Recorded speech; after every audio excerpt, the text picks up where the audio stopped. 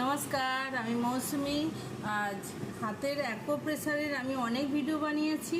তো এইটা ছিল এখন যে আজকে টপিকটা নিয়ে এসেছি, যেটা হচ্ছে আমাদের হার্টের যে ব্লকেজ হয় আর হার্টের অ্যাটাক আনার সম্ভাবনা থাকে। তো হার্ট অ্যাটাক আসার আগে দেখা গেছে বেশিরভাগ ঘেমে চান হয়ে যাচ্ছে, অনেক ঘাম বেরিয়ে যাচ্ছে, ঘাবড়াট হচ্ছে, হার্টের প্রবলেম চালু হয়ে যায়, হার্টের রিদম ঠিক আসে না। তো হার্টের ব্লকেজ যে বেড়ে যায় তখন কি হয়, হার্ট অ্যাটাক এসে যায়। তো এই যে অ্যাকুপ্রেশারটা আমি বলছি, এটা হচ্ছে হাতের হ্যান্ড ম্যাসাজ।